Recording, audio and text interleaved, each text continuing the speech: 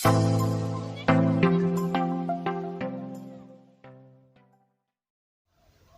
calaykum.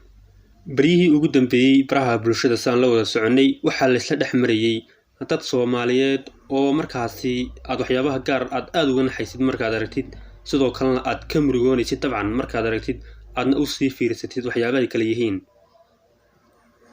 sideedaba adduunka wax walba waa lagu arki doonaa dhacdo walba Soomaalida waxa ku mahmaahdaa nin noolow maxaa aragtay ku laaban taas oo cadaan ayaad meel walba ku arki kartaa haddaba baryihii ugu dambeeyey baraha bulshada waxa aad u haystay wiil internetka isticmaala oo ah markaasi youtuber iyo gabadh uu guursaday haddaba maxaa laga baran karaa casharkan maxayse tahay in ay bulshada kaga baraarugto waxyaabahan oo kale sidoo kale nasiixa yar oo muhiim oo ay tahay in dadka internetka isticmaala ama cid walba ilaa qoys heer in aan la gaadhin in la soo bandhigo dhinacyo kala duwan ayaan ka eegi doonaa balse aan ku horeyna qisada dhacday iyo sida ay kala ahayd dabcan haddaba wax badan oo faahfaahin uma baahna sidaan baraha internetka kala wada soconay xaaladdu waxay gaartay meel adag heer ay gaadhay qof caruur dhalay haddana waxaa ka sii daran wiilka dareemi waayey qof reer leh caruuro reer dhan ninkaas xukunkiisa dabcan diinta islaamka waan ognahay heelka ay ka taagan tahay sidoo kale gabadhan khayaantay caruurteedii qoyskii dhannaa iyo sidoo kale saygii qabay iyadna xukunkeeda dabcan waa mid laysla ogyahay haddaba iyadoo ay xaaladdu saas tahay qofku muxuu ka damacsan yahay inuu waxan oosa dhan sameeyo muxuu doonayaa inuu caan ku noqdo watan inta badan waan ka hadalnaa waxyaabaha in qofku caan ku noqdo uu damacsan yahay dhiiqo ay faraha u geliso waana dhibaatooyinka faraha badan ee soo noqnoqday dhinaca arrimaha bulshada oo ay tahay in ay dhalinyaradu aad uga fogaadaan waxyaabo badan tusaale ahaan in aad guursatay kadibna internetka sidaad u wareejisid ila arkay caynkan iyay tahay sidan iyo sidan ugu dambayna dhiiqadaas oo kale hadda arrinka socda waa hooyo dhashay caruur kadibna inkirtay qof ilaahay ubad siiyey nolosheeda iyo mustaqbalkeeda ay ka doonaysay wiilka kale sidaa ayuu u ekaan karaa waxaa hubaala arrinka haddii uu sii socon lahaa in nafsiga uu soo qaban lahaa nafsiga laga galo ubadka iyo sidoo kale arrimahan waaweyn ee qoyska la xiriira inta badan culammada ayaa ka hadashay dadka internetka baraha bulshada isticmaala ayaa ka hadlay rag iyo dumar ra'yi kala duwan ayaa laga dhiibtay arrinkan iyadoo aan ognahay in maanta jofoqda kaa soo baxda ilbiriqsi ama 60 ilbiriqsi ay bulshada dhex taallo lana ogyahay waxay tahay haddaba marka laysku soo wada ururiyo arrimahan oo dhan waxay ku lug leeyihiin sida ay dhalinyaradu ay waqtigooda u maareeyaan marka ay tahay arrimaha guurka in wax badan laga fiirsado cashirna ay dhalinyaradu ka bartaan haddaba ka barashada cashir arrimahan oo kale waa inay dhalinyaradu nasiixadan qaataan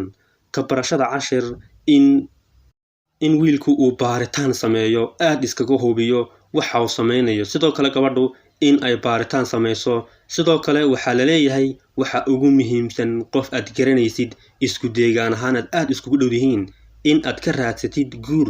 ayaa mudan in aad guur ka raadsatid intii qof aad shalay isbarateen maantaba dhag hadhow toolana dhiiqo iyo waxaan la aqoon ay halkaas ka soo baxdo haddaba muhiimadda iyo umuurahan oo dhan haddii aan siino sidoo kale naseexo gabdhaha iyo sidoo kale gabadha ay arrintan ku dhacday haddaba sida ugu fudud ee looga bixi karo waa in wada hadal dheer la galo sidoo kale hablaha marka ay doonayaan in la guursado ama lasoo doonayo waa in iyaguna sidoo kale ka baaraandegaan waxaad wada aragtaan dhalinyaro dhammaan waad arki kartaan halka ay heerka ay gaadhay wax walba iyo sida ay ceeb iyo sidoo kale fashil ay u tahay haddaba in caanimo iyo sidoo kale dhiiqadaas oo kale waad dareemi kartaa murugada iyo sidoo kale masiibada halkaas haddaba intaas waxay noogu filan tahay tusaale nool oo ninkii noolow maxaa aragti ku laaban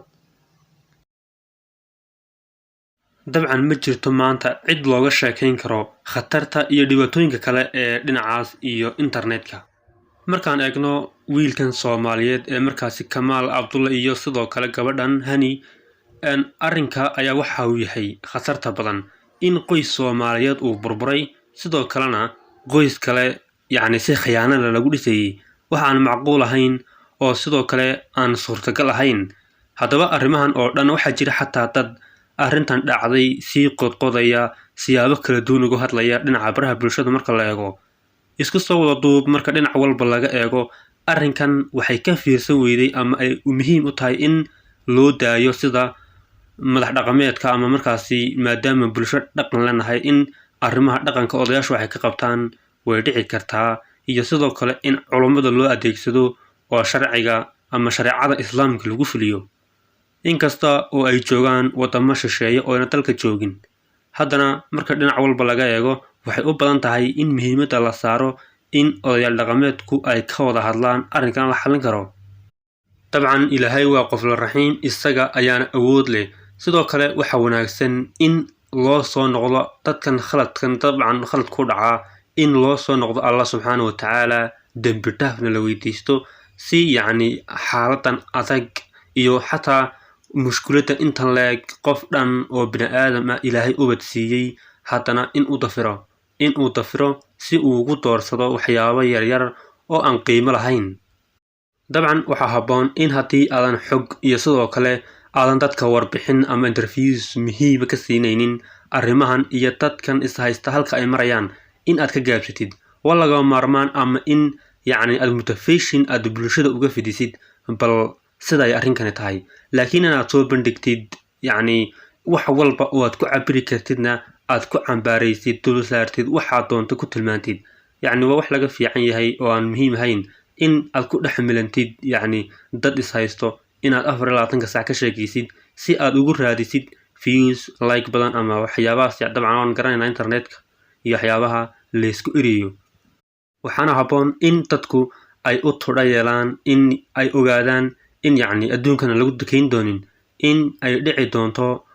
maalin lagala xisaabtami doono wixii aad ku foganeyd ee samaynaysay. haddaba waxa wanaagsan markay xasaradu noocan oo sare u kacdo noocan oo kale markay dhacdo in laga gaabsado tusaale ahaan cidda ay qusayso oo kale ee hadaladana faraha badan waxaan la isweydaaranayo waxaa habboon in laga gaabsado gebihaan interviewsna aan la siinin social mediaha. dabcanka waxwaalaya waa social media waa inaan isla fahanaa halka ay sirtu ka qoransan tahay si lagu xalin lahaaba waxaa xaaladda ka sii daraya waa internetka in halkii erayba 1000 jeer la sarrifayo erayga kaliya ee af Soomaaliga tusaale ahaan waxaas ayuu yidhi 10 jeer ayaa la sarrifayaa oo laga soo saarayaa ku micno leh milaa yacni dhinac walba loo sarrifayaa. haddaba hadal iyo gebagabo muhiimaddu waxa weeye in dhallinyaradu marka ay samaynayaan arrimaha guurka la xiriira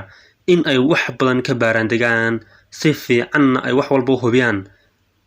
laakiin qof aadan garanaynin shalay aad barateen kadibna aad maanta u guursatid dabcan waa dhiiqo iyo wax aadan garanaynin halkaa wax kaaga soo socda. haddaba dhallinyarada habla iyo rag